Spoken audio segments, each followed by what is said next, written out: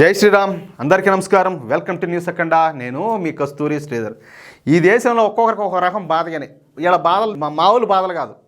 సరే, ఇప్పుడు ఈ అఖిలేష్ యాదవ్ బాధ ఏదో చూద్దాం. ఈయనకి ఇప్పుడు కోపం వచ్చిందంట. ఎందుకో తెలుసు కదా మీకు. అఖిలేష్ యాదవ్ సమాజ్వాదీ పార్టీ అధినేత, అంతేకాకుండా ఉత్తరప్రదేశ్ రాష్ట్రానికి మాజీ ముఖ్యమంత్రి కూడా. ఏది ఈయన గారు. ఈయన హయాంలోనే అసలే రౌడీ రాజ్యంగా ఉన్నటువంటి ఉత్తరప్రదేశ్ రాష్ట్రం మరింతగా దిగజారిపోయి గోండారాజుగా తయారైంది. ఏదో ఫారిన్కి పోయి చదువుకొని వచ్చి ఈ అఖిలేష్ యాదవ్ ఏదో ఏదో ఉద్ధరిస్తాడు రాష్ట్రాన్ని ఉత్తరప్రదేశ్ అని చెప్పి ఏదేదో అనుకున్నాడు. బాగా సంపద సృష్టిస్తాడు, బాగా డెవలప్ చేస్తాడని చెప్పేసి. కానీ ఈ అఖిలేష్ యాదవ్ మాత్రం అందుకు పూర్తిగా విరుద్ధంగా వేశాడు. ఆయన పరిపాలన మొత్తం కూడా అతి దరిద్రంగా సాగింది. బజార్కు ఒక రౌడీ, వాడకు ఒక గ్యాంగ్స్టర్, ఊరికి ఒక మాఫియా డాను, ఒక మాఫియా ముఠ.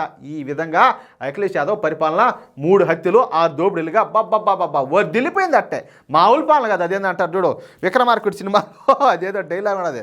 అబ్బాబ్బా ఏమి కాదు, అదే డైలాగ్ ఏదో ఉన్నది.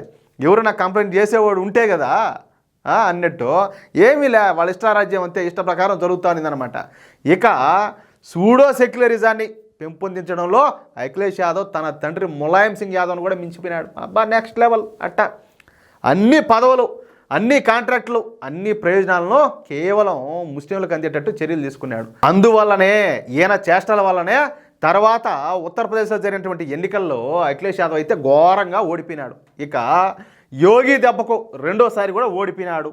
అయితే ఇప్పుడు ముస్లింల ఓట్ల కోసం సమాజ్వాదీ పార్టీకు కాంగ్రెస్ పార్టీకి మధ్య ఒక అంతర్గత యుద్ధం అయితే జరుగుతుంది. ఎందుకంటే వీళ్ళందరికీ కామన్ పాయింట్ ఒకటే, వీళ్ళందరూ కూడా కొట్లాడేది పోట్లాడేది, వీళ్ళంతా కూడా అంగరాడ్చేది అంతా దేనికోసం, ఎందుకంటే ఈ ముస్లింల ఓట్ల కోసమే. అంటే ముస్లింల ఓటు బ్యాంక్ కోసం ఈ రాహుల్ గాంధీకు అదేవిధంగా అఖిలేష్ యాదవ్కు మధ్య ఈ ప్రచన్న యుద్ధం అయితే జరుగుతుంది.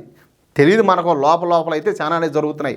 ఇప్పుడు వీళ్ళందరూ కూడా ఏది కాంగ్రెస్ కూటమిలో, ఏది ఇండి కూటమిలో వీళ్ళందరూ కూడా ఈ రాహుల్ గాంధీ దూరంగా పెట్టడానికి కారణం ఏంది?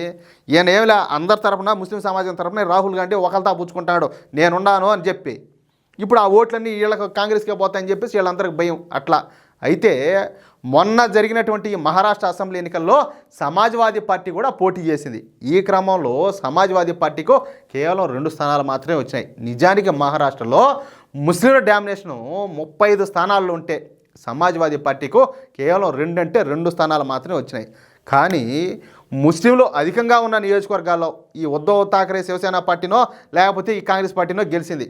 ఇక అప్పటి నుంచి సమాజ్వాదీ పార్టీ ఈ ఉద్ధవ్ ఠాక్రే శివసేన పార్టీ మీద, అదేవిధంగా కాంగ్రెస్ పార్టీ మీద బాగా గుర్రుగా ఉన్నది, కోపంగా.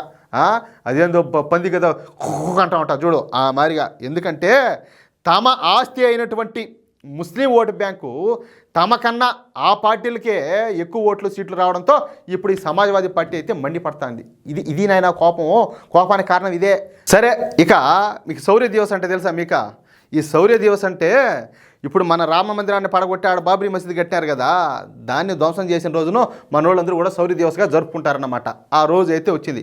ఈ శౌర్య దివస్ సందర్భంగా ఉద్ధవ్ ఠాక్రే పార్టీకి చెందినటువంటి ఒక నాయకుడు ఆ బాబ్రీ మసీద్ విధ్వంసాన్ని సమర్థించినాడంట. అంతే. ఇక ఈ సమాజ్వాదీ పార్టీకు అఖిలేష్ యాదవ్కు ఎక్కడలేని కోపమంతా వచ్చేసింది. పవిత్రమైనటువంటి ఈ పదం వినాల ప్రతి ఒక్కరు కూడా, పవిత్రమైనటువంటి బాబ్రీ మసీద్ విధ్వంసాన్ని ఉద్ధవ్ ఠాక్రే పార్టీ నాయకుడు సమర్థించినాడని, అలాంటి ఘోరమైన మహాపాపం చేసినందుకు అతనిపైన ఎటువంటి చర్యలు కూడా తీసుకోలేదని, ఇలాంటి మహాపాపం చేసినటువంటి మహారాష్ట్ర మహావికాస్ అఘాడీ కూటమిలో ఇక తాము ఏ మాత్రం కూడా ఉండలేమని త్వరలోనే ఈ కాంగ్రెస్ సారథ్యంలోని మహావికాస్ అఘాడీ కూటమి నుంచి బయటకు వచ్చేస్తామంట ఈ సమాజ్వాదీ పార్టీ నేతలందరూ కూడా బహిరంగ ప్రకటన చేశారు. అర్థమైందా? అది అర్థం చేసుకోవాలా. ఇది అఖిలేష్ యాదవ్ కోపానికి కారణం, అసలైనటువంటి కారణం. అంటే అప్పట్లో మన దేశ దురాక్రమణ దాడైనటువంటి బాబరు మన రామాలయాన్ని పడగొట్టి అక్కడ బాబ్రీ మసీద్ కడితే ఎటువంటి తప్పులే.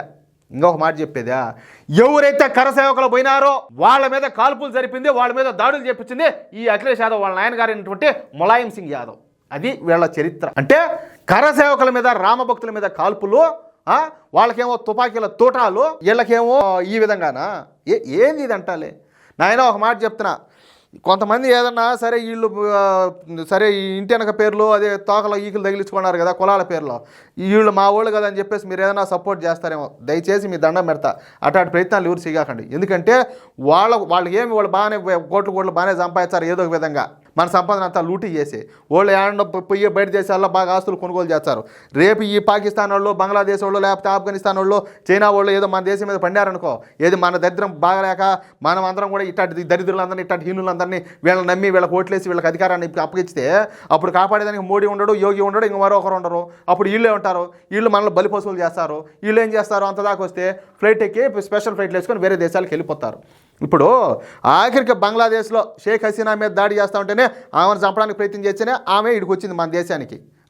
సరే ఇప్పుడు పాకిస్తాన్లో హిందువులకు ఏదైనా ఇబ్బంది వస్తే మనం అవకాశం కల్పించినాము, ఆఫ్ఘనిస్తాన్లో ఎవరికైనా ఇబ్బంది వస్తే మనం అవకాశం కల్పిస్తా ఉన్నాము. ఇప్పుడు పరిస్థితి ఆ మాదిరా. మరి మనకు భారతదేశంలో ఉండే వాళ్ళకు ఏదైనా ఇబ్బంది వస్తే, బంగ్లాదేశ్ మాజీ ప్రధాని షేక్ హసీనానే ఇక్కడికి వచ్చిందంటే మనకేదైనా ఇబ్బంది వస్తే ప్రపంచంలో ఏ దేశం మనల్ని ఆదుకునేదానికి సిద్ధంగా ఉన్నది. మనం ఏ దేశాన్ని పోగలుగుతాం ఒకసారి మీరు ఆలోచించండి. సావా బతుక ఈ రెండే మనకు ఉండే అవకాశాలు. బతికితే మర్యాదగా జాగ్రత్తగా బతకాలి ఇప్పటి నుంచే, లేకపోతే సావాలా, లేకపోతే వాళ్ళ కింద బానిసలుగా బానిసలుగా బతుకుదామా మొగొడతనంగా, లేకపోతే ఏదో ఆలోచించండి అట్టా. అవునా కాదు నేను చెప్పేది? సరే ఇదియా ఈ సూడో సెక్యులర్ యొక్క నైజము, వాళ్ళ ఆలోచన తీరు. ఇంకా భవిష్యత్తు మన చేతల్లో ఉన్నది, నిర్ణయం మన చేతల్లో ఉన్నది. మనం ఏం చేయాలా, ఎట్ట బతకాలనేది ఇంకా మనమే మన జీవితాన్ని మనమే తీర్చిదిద్దుకోవాలి. ఎట్ట కావాలంటే ఎట్ట, నువ్యా గొయ్యా అనేది. ఏమంటారా? నేను చెప్పింది కరెక్టే అనిపిస్తే ఈ న్యూస్ నలుగురికి షేర్ చేయండి. అదేవిధంగా తప్పనిసరిగా మిత్రులారా ప్రతి ఒక్కరు కూడా మీ యొక్క అమూల్యమైన అభిప్రాయాలను ఖచ్చితంగా కామెంట్ రూపంలో తెలియజేయండి. మీరు ఎంతమంది కామెంట్ చేస్తే నేను అంత హ్యాపీగా ఫీల్ అవుతా. సరే మీరు సూచన ఇస్తారా, సలహా ఇస్తారా, లేకపోతే నైనా బాగా చేసినామని చెప్తారా, మంచి న్యూస్ తీసుకొచ్చినామంటారా, మీరు లేకపోతే చరిత్ర గురించి మాట్లాడతారా, మీరు ఏది కావాలంటే అది మీకు నచ్చింది కామెంట్ రూపంలో తెలియజేయండి. అలాగే ఈ వీడియో చూస్తున్నటువంటి మిత్రులారా ప్రతి ఒక్కరు కూడా మన ఛానల్ సబ్స్క్రైబ్ చేసుకోండి. ప్లీజ్ సపోర్ట్ చేయండి. జై శ్రీరామ్.